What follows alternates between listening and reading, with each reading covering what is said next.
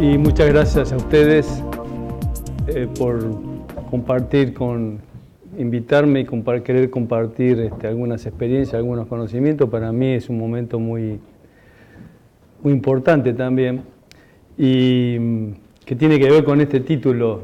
Por lo que decía Omar, en realidad mi trayectoria es más bien en suelos, pero ese caminar de suelo me hizo ver también que el suelo es parte de esa biosfera. Entonces, yo voy a dividir quizás esta charla en estos 40 minutos en tres partes. Una parte relacionada con que uno peina canas y entonces puede ver el pasado, ¿no? Vivir el presente y juntar esas dos cosas para proyectarse un poco al futuro. Por eso que cuando me invitaron con César, dijimos, bueno, hablemos de guardián del suelo al custodio de la biosfera. ¿Qué tiene que ver esto? Déjenme empezar a romper el hielo con esto. Yo vivo ahí, vivo casi en la desembocadura del delta, en la zona de Tigre. Y de pequeño, mi padre era marino, yo no tuve relación con el sector rural, quizás por eso es que me dediqué al agua en el suelo, ¿no?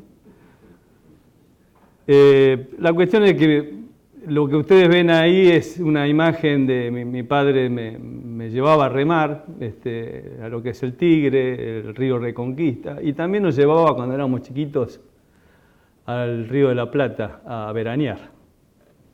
Ahí ven esas imágenes de la década del 60, de la década del 50, yo soy del 54. Y esto es lo que vemos hoy. O sea que creo que no se puede decir mucho, simplemente reflexionar un poco y decir, yo algo tuve que ver con esto. Y de alguna manera lo menos que puedo hacer es pedir disculpas, y si no, al menos reflexionar y hacerle ver a los jóvenes, que acá hay muchos, ¿qué hacemos con esto? También estudié en la UBA, en la Universidad de Buenos Aires, y en esa época esta era la tecnología que había, no se hablaba para nada de siembra directa.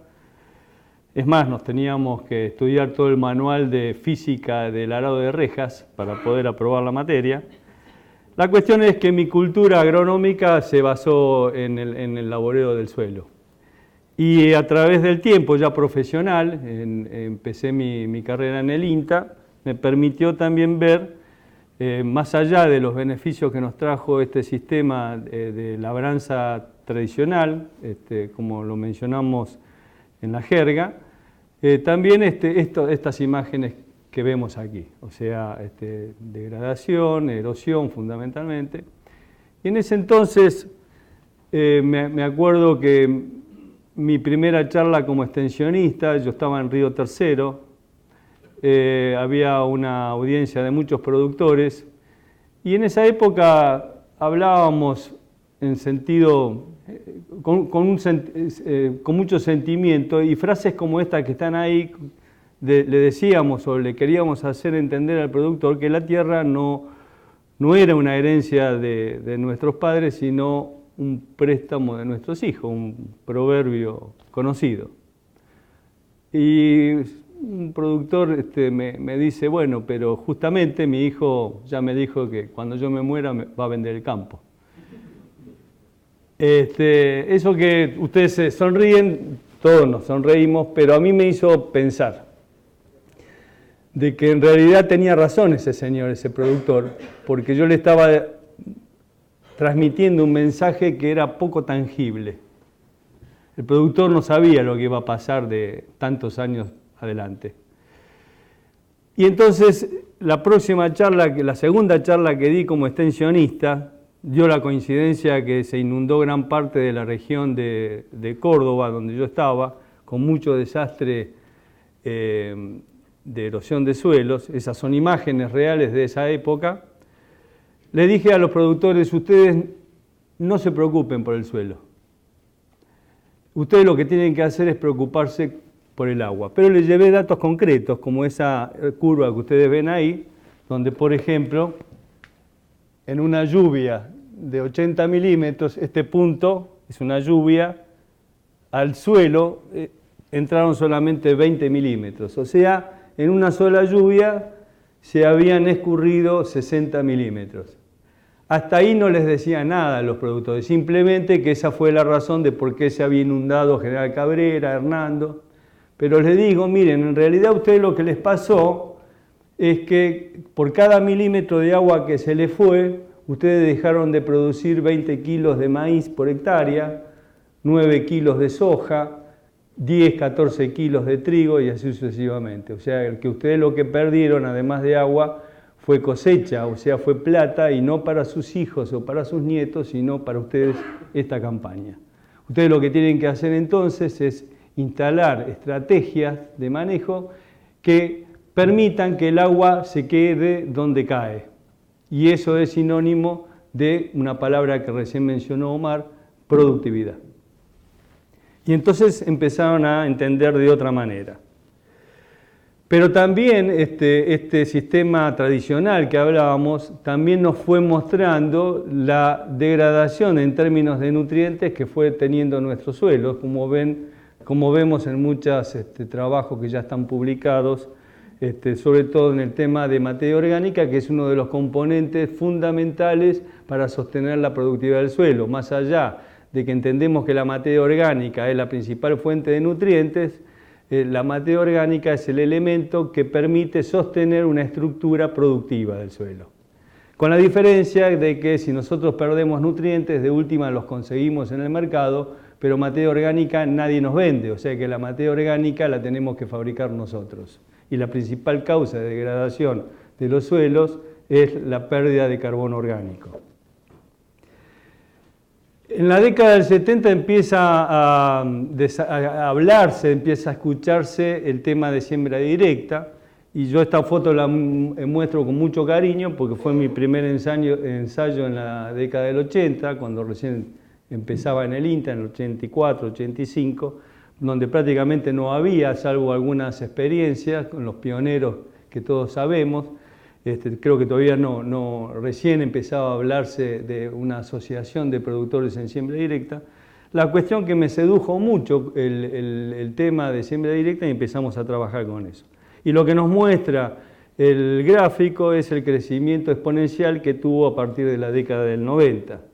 Entonces, esto era promisorio. Empezaba a aparecer una tecnología que nos permitía frenar esos procesos de degradación y fundamentalmente de erosión, y también apuntar a un sistema más productivo desde el punto de vista de la conservación del agua. Por eso que a través de esos años en el cual se desarrolló la siembra directa, nos fue enseñando que era un buen sistema para balancear la materia orgánica del suelo, conservar el carbono orgánico del suelo, a través de eso mejorar la estructura. Esto todo producto de dos factores, el no laboreo y el dejar los rastrojos en superficie. Nos permitía mejorar el balance del agua, nos permitía mejorar el balance de la materia, fundamentalmente frenando los procesos de erosión y también el de energía.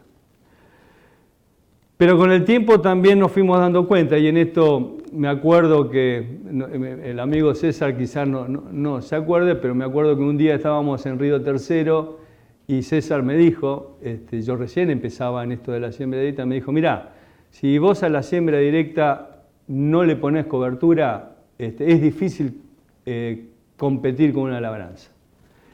Y fui entendiendo lo que en esa época se hablaba de una definición americana que era conservacionista, aquello que tenía el 30% de cobertura. Nos fuimos dando cuenta que eso era una definición totalmente inapropiada y que cobertura es todo lo que se pueda. Por eso que aprendimos que la siembra directa es sinónimo de cobertura, y también aprendimos luego que la siembra directa es actividad biológica. Y también aprendimos que la siembra directa es diversificación. O sea, la siembra directa no es tomar una sembradora, cargarla de semillas y salir a sembrar.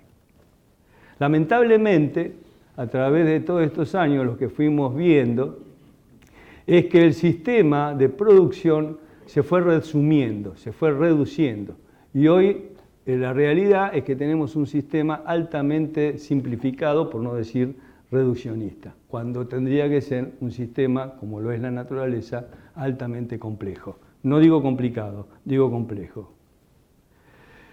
A eso se sumó la gran expansión que tuvo la agricultura hacia zonas muy frágiles, como son toda la región del norte de nuestro país, a partir de un desmonte, no del todo controlado, en un sistema ambiental de suelos muy frágiles y un ambiente climático muy hostil.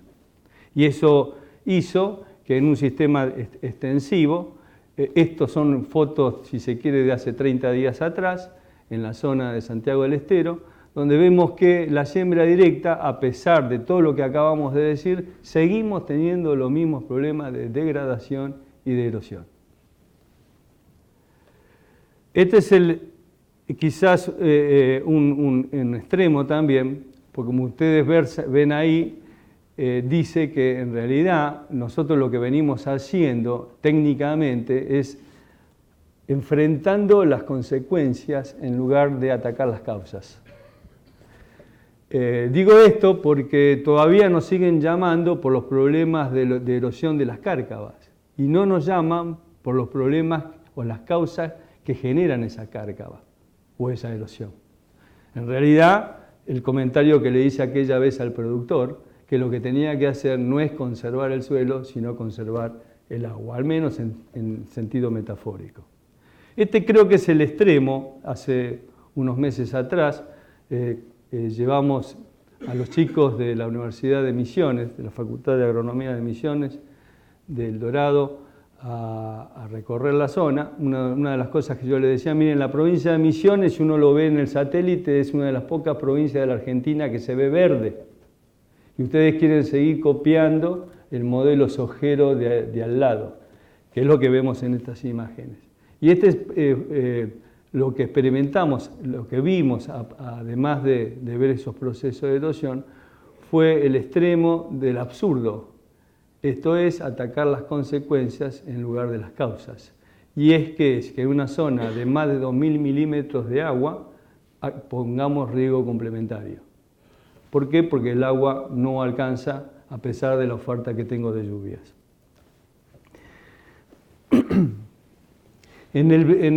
Con planteos de directa en el norte estamos viendo estos procesos de degradación que son irreversibles si seguimos haciendo lo mismo. No digo que sean apocalípticos, que el suelo no va a servir más. Simplemente digo que si seguimos haciendo lo mismo, estos procesos son irreversibles. Lo vemos en los gráficos. Esto es un estudio que hicimos hace muy poquito tiempo, nos llevó 3 años, en la zona de Salta, donde vemos que hubo una caída significativa de la materia orgánica, dependiendo de la textura.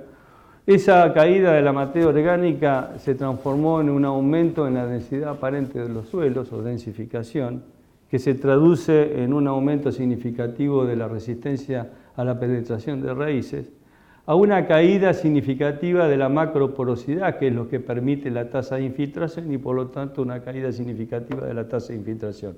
O sea, esto de nuevo, repetimos lo que veíamos en la década del 80, principios del 90, antes de que tuviera la siembra directa en sistema de laboreo. O sea, una pérdida de agua por falta de infiltración y exceso de escurrimiento.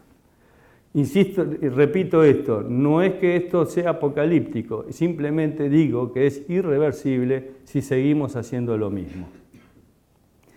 Y con respecto al manejo del agua, también estos son trabajos en lotes de productores que nos muestran que esos 20 milímetros, esos 20 kilos de grano por hectárea que podemos obtener con un maíz por milímetro de agua, o los 9 kilos de soja, o los 10, 14 kilos de trigo, ustedes ven la nube de puntos que en la realidad estamos muy por debajo de esas eficiencias en el uso del agua. ¿A qué se debe eso? A un montón de factores, pero lo cierto es de que en realidad estamos aplicando menos agua de la que podríamos utilizar para potenciar o optimizar nuestras cosechas. A eso le sumamos que en este reduccionismo de la agricultura o de la agriculturización, estamos utilizando mucho menos tiempo de lo que usa la naturaleza, o sea, usando un cultivo por año, por ejemplo. Y entonces la cuenta es muy sencilla, es una cuenta de almacén. Si un cultivo de verano me requiere alrededor de 500 milímetros y yo tengo una oferta de 1000, bueno, hay otros 500 milímetros que yo no lo estoy utilizando, y eso es lo que me está demostrando que a pesar de que los promedios de precipitaciones, estos son trabajos de Marco Juárez, en las últimas décadas no cambió significativamente, manteniéndose los promedios, las napas suben. Tiene que ver en realidad con algunos cambios en ciclos húmedos, pero también tiene mucho que ver con el manejo que nosotros estamos haciendo de nuestras tierras, y que se va a ver agravado en la medida de que sigamos generando factores que producen el cambio climático. El otro problema que estamos teniendo también es por eso esa reducción en los sistemas agrícolas, son los procesos de la salinización. La agricultura está avanzando sobre tierras con problema de salinización, y la salinización está avanzando sobre tierras agrícolas, producto de un mal manejo. Este sistema agrícola también nos está llevando a problemas de resistencia, tanto de plagas como de enfermedades, y fundamentalmente lo estamos viendo muy visiblemente en el tema de la resistencia de malezas. Y no voy a hablar de esto, pero se está viendo problemas serios en la salud humana, también por un mal manejo o malas prácticas de manejo agrícola. En resumen, tenemos problemas de erosión, problemas de pérdida de materia orgánica, problemas de desbalance y agotamiento de nutrientes, problemas de acidificación, desalinización, degradación de estructuras físicas, densificación, compactación, que me lleva a una falta de infiltración y problemas de penetración de raíces, pérdida de biodiversidad, resistencia a plagas y anegamiento e inundaciones. Esto no es un supuesto, esto es tangible, eso es lo que estamos viendo. ¿Y cuáles son los riesgos que también son tangibles? Es la pérdida de productividad, es la pobreza, es el impacto ambiental, tanto en lo que es la contaminación como también vox populi y el cambio climático. ¿Qué es el suelo? En realidad, yo elegí estas dos definiciones que son muy sencillas, pero que nos hacen reflexionar. Primero es la parte superficial de la corteza terrestre, y esto lo voy a poner en letra grande, biológicamente activa. Y también podríamos decir que es el producto final de la influencia del tiempo, de una serie de procesos con la participación de la topografía, la vegetación, etcétera, etcétera, y el hombre. Pero en realidad es el producto final de una influencia a través del tiempo, de esos procesos. ¿Y qué es la biosfera? Y la biosfera quizás es mucho más. El suelo es parte de esa biosfera, pero también la podríamos describir como el espacio donde se desarrolla toda la vida que existe en el planeta. Un espacio que recibe una energía solar constante. Todo lo que nosotros hacemos, percibimos, es producto de esa energía que proviene del Sol y que en definitiva es secuestrada a través de distintos organismos. Podríamos decir también que es un sistema desde el punto de vista termodinámico ordenado. Ustedes imagínense, no nos vamos a poner a hablar de la termodinámica, pero si justamente el hecho de tener un ambiente distinto, árboles, montañas, llanuras, ríos, es que es un sistema ordenado. En un sistema que se degrada, que se erosiona, tiende a la homogeneidad. Y lo que tenemos que entender es que dentro de esa biosfera todo se mueve por procesos. Partiendo de esa energía que hablamos, todo se mueve por procesos. Procesos partiendo de los productores primarios, como es un vegetal, consumidores y descomponedores. Lo cierto es que tiene que existir un balance entre lo que se produce y lo que se descompone. Si lo que se descompone es mayor a lo que se produce, el sistema se degrada. Y eso es lo que está pasando, lo estoy diciendo muy resumidamente, eso es lo que está pasando hoy en día con nuestros sistemas de producción. Descomponemos más de lo que producimos. El otro proceso fundamental que tenemos que tener en cuenta es el uso del agua para secuestrar carbono. Esa es la esencia de la vida. Cualquier productor primario, como son las plantas, lo que hace es tomar agua para intercambiar esa agua a través de la fotosíntesis por el dióxido de carbono de la atmósfera. Con lo cual, nosotros como productores, como técnicos, lo que tenemos que tratar de hacer es capturar el agua en el suelo. Hoy la única manera de tomar agua es desde el suelo a través de los sistemas de raíces. Esa agua utilizarla y esa agua transformarla en biomasa para producir grano, forraje, etc. Pero también para producir lo que dijimos hoy, materia orgánica. Si nosotros no fomentamos este proceso, el proceso se degrada. Esto me lleva a pensar que lo que tenemos que tratar de hacer es imitar a la naturaleza, o sea, no descansar nunca. Tratar, en la medida de que el agua me lo permita, estar permanentemente secuestrando carbono o intercambiando esa agua por el dióxido de carbono de la atmósfera para producir biomasa. Con esto podemos decir que si queremos apuntar a una agricultura sustentable, tenemos que entender cuál es la principal diferencia con la agricultura tradicional. Y es que la agricultura tradicional es lo que esta primera parte a la cual me hice referencia. La agricultura tradicional, lo que vinimos haciendo en estos 10.000 años, desde que empezamos a domesticar las plantas, fue modificar el ambiente, tratando de que esa semilla, que es un paquete genético, expresara su potencial de rendimiento o potencial de producción. ¿No fue bien? Sí, no fue bien. La Revolución Verde, etcétera, etcétera, el hambre del mundo. Pero hoy estamos cosechando también muchos inconvenientes, erosión, degradación, cambio climático. Porque lo que hicimos fue básicamente, ¿qué? Modificar el ambiente, tratando de potenciar ese esquema genético. ¿Qué es, a diferencia de una agricultura sustentable, al menos desde el punto de vista tecnológico? Por ahora no nos metemos en la parte social, socioeconómica. Desde el punto de vista tecnológico, a nuestro entender, una agricultura sustentable es aquella que va a adaptar la planta y la tecnología a cada ambiente, de tal manera que sea el ambiente el que exprese el potencial de producción con el mínimo disturbio. ¿Cuál es la gran diferencia desde el punto de vista tecnológico entre estas dos definiciones? Que la agricultura tradicional es una agricultura basada en tecnologías de insumos y la agricultura sustentable, si queremos que sea como tal, tiene que estar basada en tecnologías de procesos y la tecnología de procesos no es otra cosa que conocimiento y no recetas. Entonces, una agricultura sustentable lo que nos exige es detectar dónde están las limitantes de un ambiente y entender la dinámica de los procesos que ocurren en ese ambiente, para comprender de alguna manera cuáles son las necesidades que tiene la naturaleza en ese ambiente específico. Y no hacer o seguir haciendo lo que venimos haciendo, es tomar la tecnología que nació en las primeras etapas del desarrollo agrícola en la región pampeana y, por ejemplo, exportarlo a ambientes totalmente distintos. Para mí este ejemplo siempre lo llevo puesto porque me enseñó de alguna manera esta definición. Me corrió mucha adrenalina cuando me llevaron a este lote y me dijeron que tenía que sembrar maíz en siembra directa.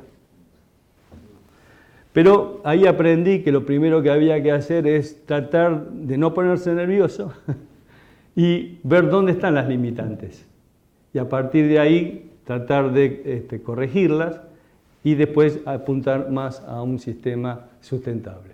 De hecho, que la limitante ahí no era biológica o no era desde el punto de vista del ambiente, porque un ambiente con todas las condiciones de producción, un suelo que lo que tiene es piedra, pero tiene todos los demás materiales, le falta materia orgánica, pero la podemos fabricar, tiene radiación, tiene agua, porque son zonas áridas pero con riego, con lo cual el problema era nada más que mecánico. Y ahí había que sembrar maíz. Bueno, hicimos todo un trabajo de adaptación mecánica y el maíz lo pudimos sembrar. Pero ese es un sistema que no condice con lo que estamos diciendo de una agricultura sustentable. La agricultura sustentable es sinónimo de aspectos biológicos, de sistemas protegidos. Entonces, bueno, había que construir a través de tecnologías, conociendo los procesos, otro tipo de agricultura. ¿Se puede? Sí, se puede. Bueno, de eso aprendimos. Y lo otro que fuimos aprendiendo es que tenemos que pensar a nivel de sistema y que un sistema está constituido por varios factores que intervienen y que interactúan entre sí.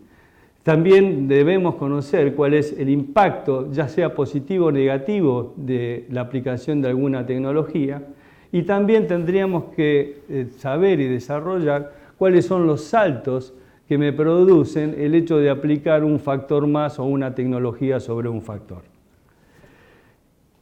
Así aprendimos que, por ejemplo, en lo que ustedes ven en el gráfico de la izquierda, que cambiar un sistema de labranza por un sistema de siembra directa nos permitía mejorar la precipitación efectiva sobre el suelo, del mismo modo que mejorar las pérdidas de erosión. Pero eso no alcanzaba. Transformamos esa técnica quizás reemplazar nada más una siembra directa por la labranza. Teníamos que imitar un poco más a la naturaleza y entonces empezamos a intensificar, bajo el concepto que decimos de que el suelo debería descansar lo menos posible en la medida que el agua me lo permita, y empezamos en esa trayectoria del desarrollo a intensificar, por ejemplo, con cultivo de cubierta o que hoy le llaman cultivo de servicio. Y entonces lo que ustedes ven en el gráfico de la derecha, como un planteo de siembra directa normal o reduccionista como el que hablábamos hoy, podemos transformarlo intensificando y diversificando con los beneficios que tenemos desde el punto de vista de la productividad del agua. Nos va a alcanzar.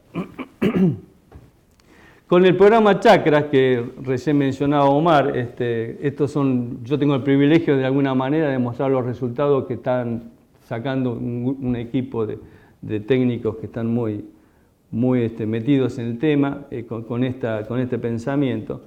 Esa intensificación no alcanza tampoco, porque, por ejemplo, acá en Pergamino probamos que intensificar solamente con gramíneas el sistema se deprime, que entonces había que diversificar con especies leguminosas que me permiten fijar nitrógeno simbióticamente, biológicamente. Y entonces, como muestra ahí los gráficos, no es mi intención profundizar el gráfico, simplemente el mensaje, que si nosotros diversificamos con cultivos leguminosos, las respuestas al nitrógeno, por ejemplo en el caso del maíz, son superiores, pegan un salto, o incluso en el trigo, cuando nosotros incorporamos en las rotaciones leguminosas, intensificamos con incorporación de leguminosa, pegamos un salto en la respuesta al nitrógeno. Por ejemplo, si nosotros tenemos disponibilidad de agua y podemos fertilizar, muchas veces esa respuesta a la fertilización no es tal porque me está faltando población de plantas. También estamos viendo que cuando tengo disponibilidad de agua, intensificar, aumentando la densidad, me permitiría pegar un salto en la productividad en términos de rendimiento y también en la productividad en términos de producción de biomasa, que es sinónimo de producir materia orgánica. La nutrición balanceada, lo mismo, varios factores interviniendo en la respuesta de algo. Aquí lo que nos muestra este trabajo también de Chacras es que cuando nosotros hacemos una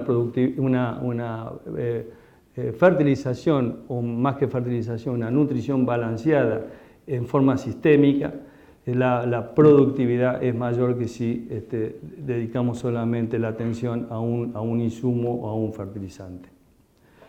Y entonces, esta serie de técnicas nos permiten aumentar la eficiencia de captura de agua, nos permite aumentar la productividad del agua y nos permite aumentar el secuestro del carbono para alimentar el balance del carbono. Pero también nos está mostrando que aún intensificando bajo sistemas exclusivamente agrícolas, es muy difícil balancear la materia orgánica del suelo. La única manera que nos está mostrando que podemos llegar a balancear la materia orgánica del suelo es respetando los tiempos de la naturaleza a través de, por ejemplo, una pastura. De nuevo es entender cómo son los procesos de ese ambiente. Y esto es muy sencillo. Con una agricultura lo que yo estoy haciendo son pulsos de construcción, impulsos de descomposición, a diferencia de una pastura que le doy tiempo para que se exprese. O hablando más vulgarmente, esto es pensar en la autonomía del suelo, que no es otra cosa que lo que nos decían nuestros maestros cuando decían tantos años de agricultura, tantos años de pastura. Lo que nos decía es que nos íbamos a quedar sin nafta y había que cargar antes de quedarnos sin. Bueno, esto es lo que nos están mostrando también algunos trabajos, incluso en Pampa Húmeda. Mucho más es pensar en los sistemas hostiles como son los del norte del país. En el tema de malezas, lo mismo. Si nosotros aplicamos una agricultura reduccionista basada en un cultivo o dos cultivos y basada en un paquete muy específico de productos químicos, y bueno, eso genera resistencia, tanto de malezas, plagas, enfermedades. El principio es más que conocido, pero lo que tenemos que hacer, y de hecho que los resultados que estamos obteniendo lo demuestran, es que en los sistemas integrados, los sistemas intensificados, los sistemas diversificados, me permiten bajar la presión de todas estas plagas. Y en definitiva, entonces un producto químico es una herramienta ya cuando no me queda otra. O sea, esto es como cuando yo tengo que tomar un antibiótico porque de otra manera no lo curo. Pero creo que la herramienta final es el herbicida, el insecticida, el fungicida. Primero tenemos que ver cómo a través de esa intensificación y esa diversificación y el control biológico podemos bajar la presión de los plaguicidas. La Argentina es una fábrica, siempre lo fue, lo sigue siendo y lo será, una fábrica de alimentos, fibra y energía. Tenemos una oferta muy buena en cuanto a los recursos naturales y en cuanto a la tecnología que hoy podríamos aplicar. Y tenemos una demanda que no solamente hoy es de cantidad de alimentos, sino también es de calidad y ambiental. O sea que hoy más que de hablar de sustentabilidad, yo hablaría de competitividad. ¿Por qué? Porque nosotros para seguir siendo competitivos vamos a tener que ser sustentables, porque si no el mundo no nos va a comprar ni alimentos, ni fibra, ni energía. Entonces, para apuntar a esta agricultura sustentable, me parece que nosotros tenemos algunos aspectos que tener en cuenta. Primero, la visión integral del suelo. Que el suelo no verlo desde el punto de vista de un cuerpo edafológico, sino como parte de esa biosfera que alimenta la biosfera y es alimentado por la biosfera. Que requiere un cambio de paradigma, tanto en la generación como en la transmisión del conocimiento. Entonces tenemos que tener muy en cuenta la génesis, los roles y funciones que tiene ese suelo y fundamentalmente la dinámica de los procesos en función de las características del ambiente donde se lo encuentra. Tenemos que tener una visión sistémica, tanto espacial como temporal, vinculando la agricultura a la condición de un agroecosistema natural. Me parece que más allá del avance del conocimiento no podemos olvidar los principios básicos, que es simplemente observando la naturaleza y tratando de interpretarla e imitarla. Y fundamentalmente el respeto por los recursos naturales, como verse ahí que el respeto por la responsabilidad ambiental no tiene que ser un compromiso de buena voluntad, sino tiene que ser un carácter cultural. Siempre lo digo, así como nosotros entramos acá, nos saludamos, nos damos la mano, nos abrazamos, tenemos un respeto porque son caracteres culturales. Lo mismo tendríamos que sentir y pensar de los recursos naturales. Pero los caracteres culturales no se transmiten, lamentablemente, los caracteres culturales se heredan. Entonces me parece que estos aspectos hay que transmitirlos desde pequeña edad. Y fundamentalmente para alcanzar el desarrollo de esa agricultura sustentable, estamos convencidos del protagonismo horizontal. Por eso que en esta idea del programa Chakras de APRESID, con convenio con INTA, hay dos banderas que hoy llevamos adelante, y esto no es una propaganda, sino un convencimiento. La primera bandera es el aprender produciendo. Es fundamental que encontremos soluciones en nuestro propio desarrollo. Y el otro, el protagonismo horizontal, donde los actores son justamente el productor, la ciencia, las instituciones, pero trabajando juntas. El productor, porque no hace las cosas casualmente, el productor tiene un conocimiento empírico que de alguna manera pasó la prueba del tiempo, por eso lo sigue haciendo. Y la ciencia, que tiene que mirar más allá del tiempo. Y las instituciones regulando, normalizando y fundamentalmente catalizando la acción del productor y de la ciencia.